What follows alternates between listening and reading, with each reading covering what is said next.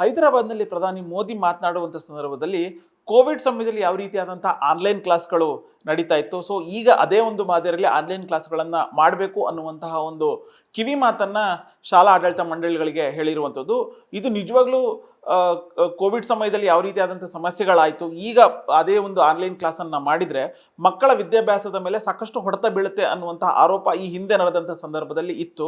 So ಈಗ online class offline class ಬದಲು online ಕ್ಲಾಸನ್ನು ಮಾಡಿದರೆ ಮಕ್ಕಳ ಶೈಕ್ಷಣಿಕ ಭವಿಷ್ಯದ ಮೇಲೆ ಯಾವ ರೀತಿಯಾದಂತಹ ಪರಿಣಾಮ ಬೀರುತ್ತೆ, ನಿಜವಾಗ್ಲೂ ಅವರು ಶಿಕ್ಷಣದಲ್ಲಿ ಉನ್ನತವಾದಂಥ ಒಂದು ಕಲಿಕೆಗೆ ಹಿನ್ನಡೆ ಆಗುತ್ತಾ ಅನ್ನುವಂಥ ಒಂದು ಪ್ರಶ್ನೆ ಸಾರ್ವಜನಿಕರಲ್ಲಿ ಕೇಳ್ಬರ್ತಾ ಇದೆ. ಸೊ ನಮ್ಮ ಜೊತೆಗೆ ಶಿಕ್ಷಣ ತಜ್ಞರಾಗಿರುವಂತಹ ಡಾಕ್ಟರ್ BR ಸುಪ್ರೀತ್ ಇದ್ದಾರೆ.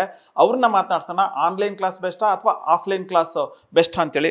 ಸರ್, ಈಗ ಪ್ರಧಾನಿಯವರು ಒಂದು ಕಿವಿ ಮಾತನ್ನ ಹೇಳಿದ್ದಾರೆ, ಆನ್ಲೈನ್ ಕ್ಲಾಸನ್ನು ಮಾಡಿ, ಕೋವಿಡ್ ಟೈಮಲ್ಲಿ ಇದ್ದಂತಹ ಆನ್ಲೈನ್ ಕ್ಲಾಸ್ ಮಾದರಿಯಲ್ಲೇ ಮಾಡಿ ಅಂತೇಳಿ. ನಿಜವಾಗ್ಲೂ ಈಗ ಆನ್ಲೈನ್ ಕ್ಲಾಸು ಸೂಕ್ತ ಅಂತ ಅನ್ಸುತ್ತಾ ಅಂತ? ಇವತ್ತಿನ ದಿವಸ ಪ್ರಧಾನಮಂತ್ರಿಗಳು ಏನು ಸಲಹೆಯನ್ನು ಕೊಟ್ಟಿದ್ದಾರೆ, ಅದು ಕೇವಲ ಸಲಹೆ ಅಷ್ಟೇ.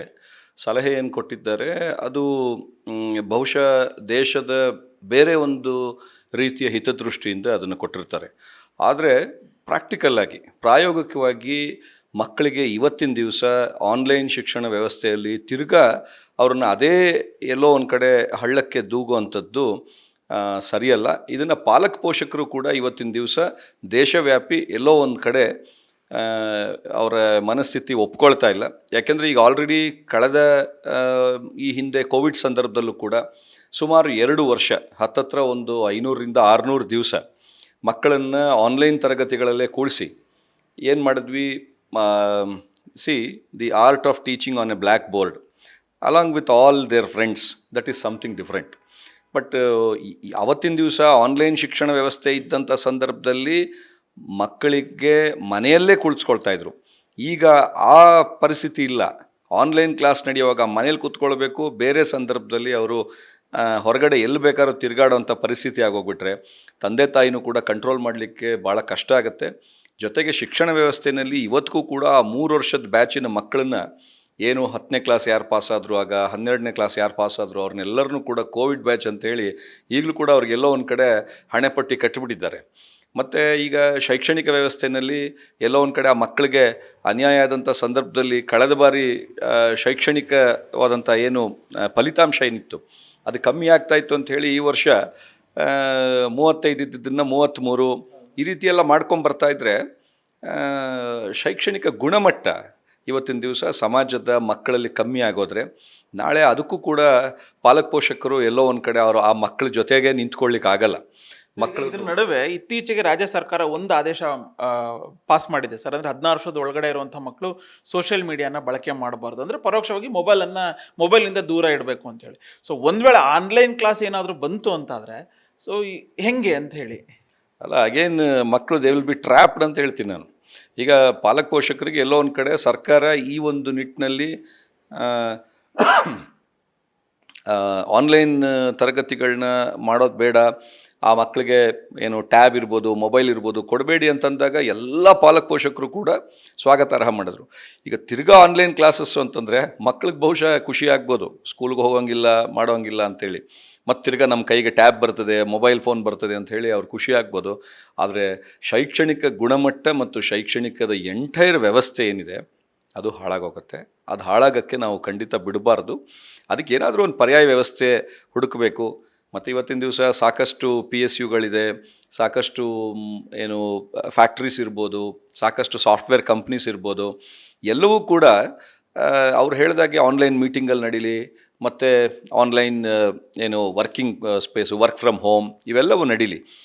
ಎಲ್ಲ ಏನು ಡಿಪಾರ್ಟ್ಮೆಂಟ್ಸ್ ಏನಿದೆ ಅವೆಲ್ಲವೂ ಕೂಡ ಸ್ಯಾಕ್ರಿಫೈಸ್ ಮಾಡಿ ಶೈಕ್ಷಣಿಕ ವ್ಯವಸ್ಥೆಗೆ ಇವತ್ತಿನ ದಿವಸ ಈ ಸಮಾಜದ ಎಲ್ಲ ವರ್ಗದ ವ್ಯಕ್ತಿಗಳು ಕೂಡ ಮಕ್ಕಳಿಗೆ ನಾವು ಸಹಾಯ ಮಾಡಬೇಕು. ಯಾಕಂದರೆ ಮಕ್ಕಳು ನಾಳೆ ದಿವಸದ ಪ್ರಜೆಗಳು, ನಮ್ಮ ದೇಶವನ್ನು ನಡೆಸ್ಕೊಂಡು ಹೋಗ್ತಕ್ಕಂಥ ಸದೃಢವಾದ ಪ್ರಜೆಗಳಾಗಬೇಕಾದ್ರೆ ಅವ್ರಿಗೆ ಉನ್ನತವಾದಂಥ ಶಿಕ್ಷಣವನ್ನು ಕೊಡಬೇಕು. ಆ ಶಿಕ್ಷಣದ ವ್ಯವಸ್ಥೆಯಲ್ಲಿ ಏನಾದರೂ ಒಂದು ಚೂರು ಕಿಂಚಿತ್ ಕಮ್ಮಿ ಆದರೂ ಕೂಡ ನಾಳೆ ಇನ್ನೊಂದು 25 ವರ್ಷಕ್ಕೆ ಈ ದೇಶಕ್ಕೆ ಏನಾದರೂ ಹೆಚ್ಚು ಕಮ್ಮಿ ಆದಂಥ ಸಂದರ್ಭದಲ್ಲಿ ಏನು ಆ ನಿಟ್ಟಿನಲ್ಲಿ ಮಕ್ಕಳು ನಮ್ಮ ದೇಶವನ್ನು ಉಳಿಸ್ಕೊಳ್ತಕ್ಕಂಥ ವ್ಯಕ್ತಿಗಳಾಗಬೇಕೇ ಹೊರತು ಎಲ್ಲೋ ಒಂದು ಕಡೆ ಇಲ್ಲ ನನಗೆ ಗೊತ್ತಾಗಲಿಲ್ಲ, ಇದು ಕಲೀಲಿಲ್ಲ, ಇದು ನಮ್ಗೆ ಹೇಳ್ಕೊಡ್ಲಿಲ್ಲ ಅನ್ನೋ ಥರ ಅವ್ರಿಗೆ ಭಾಸ ಆಗಬಾರ್ದು. ಯಾಕೆಂದರೆ ಇವತ್ತು ನಮ್ಮಲ್ಲಿ ಯುವ ಶಕ್ತಿ ಅನ್ನೋದು ಏನು ಈ ದೇಶದಲ್ಲಿದೆ, ಬೇರೆ ಯಾವ ದೇಶದಲ್ಲೂ ಕೂಡ ಇಷ್ಟು ಯುವಕ ಶಕ್ತಿ ಇಲ್ಲ. ಈ ಯುವಕ ಶಕ್ತಿನ ನಿಜವಾಗ್ಲೂ ಬಳಸ್ಕೋಬೇಕು. ಸರ್, ಈಗ ಅದೇ ಯುವ ಶಕ್ತಿ ಹಿಂದೆ ಆನ್ಲೈನ್ ಕ್ಲಾಸ್ ಮಾಡಿದಂಥ ಸಂದರ್ಭದಲ್ಲಿ ಸೋಷಿಯಲ್ ಮೀಡಿಯಾ ಎಲ್ಲ ಬಳಕೆ ಮಾಡಿ ಸಾಕಷ್ಟು ಮಿಸ್ಯೂಸ್ ಕೂಡ ಆಯಿತು. ಪೋಷಕರು ಮತ್ತು ಒಂದಷ್ಟು ಅಸಮಾಧಾನವನ್ನು ವ್ಯಕ್ತಪಡಿಸಿದ್ರು, ಇಲ್ಲ ಅದು ದುರುಪಯೋಗ ಆಗ್ತಾ ಇದೆ, ಸೋಷಿಯಲ್ ಮೀಡಿಯಾನ ದುರುಪಯೋಗ ಪಡಿಸ್ಕೊಳ್ತಿದ್ದಾರೆ ಅಂಥೇಳಿ. ಸೊ ಈಗ ಮುಂದಿನ ಭವಿಷ್ಯವನ್ನು ರೂಪಿಸ್ಬೇಕಾದಂತಹ ಯುವ ಪೀಳಿಗೆನೇ ಈ ರೀತಿಯಾದಂಥ ಒಂದು ಸೋಷಿಯಲ್ ಮೀಡಿಯಾ ಗೋಜಿಗೆ ಹೋಗಿ ಅವ್ರು ತಮ್ಮ ದಾರಿಯನ್ನು ತಪ್ಪಿದರೆ ಹೆಂಗೆ ಅಂತ ಹೇಳಿ. ಈ ಸಂದರ್ಭದಲ್ಲೂ ಕೂಡ ಆನ್ಲೈನ್ ಶಿಕ್ಷಣದ ವ್ಯವಸ್ಥೆ ಏನಾದ್ರು ಮಾಡಿದಾಗ ಕೇಂದ್ರ ಸರ್ಕಾರ ಇರ್ಬೋದು, ರಾಜ್ಯ ಸರ್ಕಾರ ಇರ್ಬೋದು, ಪ್ರಾಪರ್ SOPಯನ್ನು ಮೇಂಟೈನ್ ಮಾಡ್ಕೊಂಡು ಮಾಡಿಲ್ಲ ಅಂತಂದರೆ, ನೋಡಿ ಇವತ್ತಿನ ದಿನ ಇರತಕ್ಕಂಥ ಸೋಷಿಯಲ್ ಮೀಡಿಯಾದಲ್ಲಿ ನಮ್ಮಲ್ಲಿ ಸೈಬರ್ ಅಟ್ಯಾಕ್ ಏನಿದೆ ಅದಕ್ಕೆ ಯಾವುದೇ ರೀತಿಯಾದಂಥ ಕಾನೂನು ಬಾಹಿರವಾದಂಥ ಕಾರ್ಯಕ್ರಮಗಳಿಗೆ ಏನು ಸ್ಟ್ರಿಕ್ಟ್ ರೂಲ್ಸು ನಾರ್ಮ್ಸು ಇಲ್ಲ. ಇವತ್ತು ವೆಬ್ಸೈಟ್ನಲ್ಲಿ ಏನು ಬೇಕಾದ್ರೂ ಯಾವ ಕೆಟ್ಟದ್ದು ಬೇಕಾದರೂ ಸಡನ್ನಾಗಿ ಓಪನ್ ಮಾಡ್ಕೊಳ್ಬೋದಾದಂಥ ಎಲ್ಲ ಅವಕಾಶಗಳು ನಮ್ಮ ದೇಶದಲ್ಲಿದೆ. ಅದಕ್ಕೆಲ್ಲ ಒಂದು ದೊಡ್ಡ ಕಡಿವಾಣ ಹಾಕಬೇಕು. ಬೇರೆ ಬೇರೆ ದೇಶದಲ್ಲೆಲ್ಲ ಅಂಥವಕ್ಕೆಲ್ಲ ಕಡಿವಾಣ ಆಲ್ರೆಡಿ ಏನು ಆ ನೆಟ್ವರ್ಕಲ್ಲೇ ಆ ಕೆಲಸ ಮಾಡಿದ್ದಾರೆ. ಬಟ್ ನಮ್ಮಲ್ಲಿ ಅದಿಲ್ಲ. ಸೊ ಹಾಗಾಗಿ ಮಕ್ಕಳು ಈಗ ಸ್ವಲ್ಪ ಈ ಆರ್ಟಿಫಿಷಿಯಲ್ ಇಂಟೆಲಿಜೆನ್ಸು ಈ ಕೋವಿಡ್ ಸಂದರ್ಭದಲ್ಲಿ AI ಅಷ್ಟು ಪ್ರಾಮುಖ್ಯತೆ ಇನ್ನೂ ಹೊಂದಿರಲಿಲ್ಲ. ಈಗಿನ ಸಂದರ್ಭದಲ್ಲಿ AI ಪ್ರಾಮುಖ್ಯತೆ ಹೊಂದಿರೋದ್ರಿಂದ ಇನ್ನೊಂದಷ್ಟು ಮಕ್ಕಳು ಹಾದಿಯನ್ನು ತಪ್ಪಿಸ್ಲಿಕ್ಕೆ ನಾವೇ ದೊಡ್ಡವರು ಅವಕಾಶ ಕೊಟ್ಟಂಗೆ ಆಗತ್ತೆ. ಮತ್ತು ಈಗೇನು ಪ್ರಧಾನಮಂತ್ರಿಗಳು ಇದನ್ನು ಹೇಳಿದ್ದಾರೆ, ಸರ್ಕಾರಿ ಆಗಿರ್ಬೋದು, ಸರ್ಕಾರೇತರ ಆಗಿರ್ಬೋದು, ದಯವಿಟ್ಟೆಲ್ಲ ಪಬ್ಲಿಕ್ ವಾಹನವನ್ನು ಯೂಸ್ ಮಾಡಿ ಅಂತ. ನಾನು ಹೇಳೋದು ಇವತ್ತಿನ ದಿನ ರಾಜ್ಯದ ರಾಜಕಾರಣಿಗಳಿಗಿರ್ಬೋದು ಅಥವಾ ರಾಷ್ಟ್ರದ ರಾಜಕಾರಣಿಗಳಿರ್ಬೋದು, ಎಲ್ಲರೂ ದಯವಿಟ್ಟು ಅವರು ಪಬ್ಲಿಕ್ ಟ್ರಾನ್ಸ್ಪೋರ್ಟನ್ನು ಯೂಸ್ ಮಾಡಲಿ. ಅಧಿಕಾರಿಗಳು ಅಷ್ಟೇ ಪಬ್ಲಿಕ್ ಟ್ರಾನ್ಸ್ಪೋರ್ಟನ್ನು ಯೂಸ್ ಮಾಡಿ ಸಾಮಾನ್ಯ ಜನರಿಗೆ ಮಾದರಿ ಆಗಬೇಕು. ಅವರು ಈ ಕಾನ್ವಾಯ್ಗಳು ಹೋಗೋವಂಥದ್ದು ಇವೆಲ್ಲ it's all extra unwanted extra ಏನು ಫೀಚರ್ಸ್ ಅವರು ಯೂಸ್ ಮಾಡ್ತಾ ಇರ್ತಾರೆ. ಅವೆಲ್ಲವೂ ಕಟ್ ಡೌನ್ ಮಾಡಿ ಮುಂದಿನ ಏನು ಮಕ್ಕಳಿಗೆ ನಾಳಿನ ಪ್ರಜೆಗಳಾಗೋರಿಗೆ, ಇವತ್ತಿನ ದಿನದ ಮಕ್ಕಳಿಗೆ ಅವರು ಒಂದು ಮಾದರಿ ಆಗಬೇಕು. ಈ ರೀತಿ ನಾವು ವಿ ವಾಂಟ್ ಟು ಏನು utilise in a proper way ಅಂತ ಅದನ್ನೆಲ್ಲ ನಾವು ಮಾಡ್ತಾ ಹೋಗಬೇಕು. ಆದರೆ ಮಕ್ಕಳ ಶೈಕ್ಷಣಿಕ ವ್ಯವಸ್ಥೆಗೆ ಯಾವುದೇ ರೀತಿಯಾದಂಥ ತೊಂದರೆ ಆಗದೇ ಇದ್ದಂಗೆ ಈ ಕೇಂದ್ರ ಸರ್ಕಾರ ಇರ್ಬೋದು ಅಥವಾ ರಾಜ್ಯ ಸರ್ಕಾರ ಇರ್ಬೋದು ನಿಷ್ಪಕ್ಷಪಾತವಾಗಿ ಮಕ್ಕಳಿಗೆ ಅವರು ಅನುಕೂಲ ಮಾಡಿಕೊಡ್ಬೇಕು. ಸರ್, ಈಗ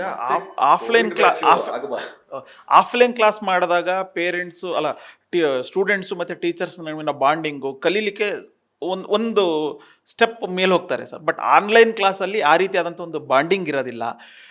ಎಲ್ಲೋ ಟೀಚರ್ ಎಲ್ಲೋ ಇರ್ತಾರೆ, ಸ್ಟೂಡೆಂಟ್ಸ್ ಎಲ್ಲೋ ಇರ್ತಾರೆ, ಕಲಿತಾರೆ. ಅಂದರೆ ಮಕ್ಕಳ ತಲೆಗೆ ಅಷ್ಟು ಎಫೆಕ್ಟಿವ್ ಆಗಿ ಹೋಗೋದಿಲ್ಲ ಅಲ್ವಾ? ಇದ್ರ ಬಗ್ಗೆ ಏನು ಹೇಳ್ತೀರಿ? ಖಂಡಿತ. ನಾನು ಆಗಲೇ ಹೇಳಿದೆ, art of teaching on A black board, sitting and learning along with the friends is something totally different. ಆ ಅಟ್ಮಾಸ್ಫಿಯರು ಆನ್ಲೈನ್ ತರಗತಿಗಳು ಬರಲಿಕ್ಕೆ ಚಾನ್ಸೇ ಇಲ್ಲ. ಮತ್ತು ಇವತ್ತಿನ ದಿವಸ ಅವತ್ತೇನೋ ಮಕ್ಕಳಿಗೆ ನೀವು ಹೇಳಿದ್ರಿ ಕೋವಿಡ್ ಇದೆ, ಕೋವಿಡಿನ ಸಂದರ್ಭ ರೋಗ ರುಜಿನಗಳೆಲ್ಲ ಬರ್ತದೆ, ಹಾಗಾಗಿ ನಾವು ಜೀವನ ಉಳಿಸ್ಕೋಬೇಕಾಗಿದೆ ಅಂತ ಇದು ಮಾಡಿದ್ವಿ.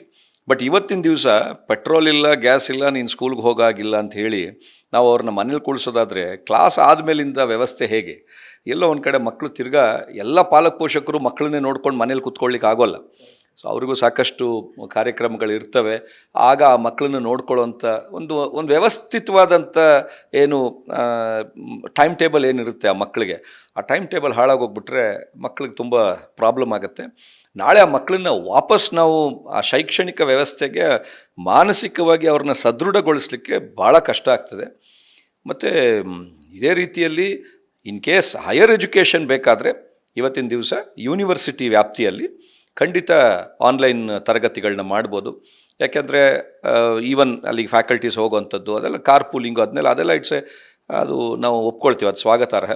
ಆದರೆ ನರ್ಸರಿ ಮಕ್ಕಳಿಂದ ಅಥವಾ 1ನೇ ತರಗತಿಯಿಂದ 12ನೇ ತರಗತಿವರೆಗೂ ಆ ಮಕ್ಕಳು ಶಾಲೆ ಅಥವಾ ಕಾಲೇಜು ಏನು 12ನೇ ತರಗತಿವರೆಗೂ ಏನು ನಾವು ಶಾಲೆ ಅಥವಾ ಕಾಲೇಜ್ ಅಂತ ಏನು ಹೇಳ್ತೀವಿ ಅದಕ್ಕೆ ಮಾತ್ರ ಖಂಡಿತ ಯಾವ ಚ್ಯುತಿಯನ್ನು ಬರದಿದ್ದ ಹಾಗೆ ಈ ದೇಶದ ಎಲ್ಲ ಏನು ಪ್ರತಿಭಾನ್ವಿತ ರಾಜಕಾರಣಿಗಳು ಕೂಡ ಆ ಮಕ್ಕಳನ್ನ ಸರಿಯಾಗಿ ನೋಡ್ಕೋಬೇಕಾಗತ್ತೆ. ಬೇರೆ ಕಂಪ್ನೀಸು ಅವೆಲ್ಲ ಈವನ್ ಇನ್ಸ್ಪೈಟ್ ಆಫ್ ಇವತ್ತಿನ ದಿನದ ಟೆಕ್ನಾಲಜಿ ಎಲ್ಲವನ್ನು ಯೂಸ್ ಮಾಡಿಕೊಂಡು let them try to make best utilisation of it. But ಮಕ್ಕಳಲ್ಲಿ ಸ್ವಲ್ಪ ನೈಜತೆಯ ಏನು ಭಾವನೆ ಬರಬೇಕು ಆ ಮಕ್ಕಳಿಗೆ. ಆ ಮಕ್ಕಳಲ್ಲಿ ಡೈಲಿ ಈಗ ಎಷ್ಟೋ ಜನ ಸ್ಟೂಡೆಂಟ್ಸು ಕೂಡ ಶಿಕ್ಷಕರಿಗೆ ತುಂಬ ಅವಲಂಬಿತರಾಗಿರ್ತಾರೆ. ಶಿಕ್ಷಕರು ಕೂಡ ಈಗ ತಾನೇ ಆ ಕೋವಿಡ್ಡಿನ ಏನು ನೆನಪುಗಳು ಇನ್ನೂ ಮಾಸು ಹೋಗಿಲ್ಲ ಪೂರ್ತಿ, ಅಷ್ಟರೊಳಗಾಗಲೇ ತಿರ್ಗಾ ಆನ್ಲೈನ್ ಅಂದರೆ ಕಷ್ಟ ಆಗ್ಬೋದು. ಮಕ್ಕಳಿಗೂ ಕಷ್ಟ ಆಗುತ್ತೆ, ಪೇರೆಂಟ್ಸ್ಗೂ ಭಾಳ ಕಷ್ಟ ಆಗುತ್ತೆ, ಜೊತೆಗೆ ಟೀಚರ್ಸ್ಗಂತೂ ಮತ್ತೆ ಅಗೈನ್ ಅವಾಗೇನೋ ಏನೋ ಆ ಸಂದರ್ಭ ಮಾಡಲೇಬೇಕಾದಂಥ ಪರಿಸ್ಥಿತಿ ಇತ್ತು, ಮಾಡಿದ್ರು. ಈಗ ಮತ್ತೆ ಟೀಚರ್ಸಿಗೆ ಕೂತ್ಕೊಳ್ಳೋದಾದರೆ ನಾವು ಶಿಕ್ಷಣದ ವ್ಯವಸ್ಥೆಯಲ್ಲಿ ಬಹುಶಃ ಇದು ಆನ್ಲೈನ್ ಕೋಚಿಂಗ್ ಅಂತ ಶುರು ಮಾಡಿದ್ರೆ ಬಹುಶಃ ಒಳ್ಳೊಳ್ಳೆ ಶಿಕ್ಷಕರು ಈ ಶೈಕ್ಷಣಿಕ ಸಮಾಜ ಕಳ್ಕೊಳ್ಳುತ್ತೇನೋ ಅನ್ನೋ ಇನ್ನೊಂದು ಭಾವನೆ ಇದೆ. ಅದು ಒಂದು ಆತಂಕನೂ ಮೂಡುತ್ತೆ. ಸೊ ಇದಿಷ್ಟು ಶಿಕ್ಷಣ ತಜ್ಞ ಡಾಕ್ಟರ್ ಬಿ ಆರ್ ಸುಪ್ರೀತ್ ಹೇಳ್ತಾ ಇರುವಂತಹ ಮಾತು. ಕ್ಯಾಮ್ರಾ ಪರ್ಸನ್ ರವೀಂದ್ರ ಜೊತೆ ಉಲ್ಲಾಸ ಸ್ಕಿರ್ವಾಸ, ಗ್ಯಾರಂಟಿ ನ್ಯೂಸ್, ಬೆಂಗಳೂರು.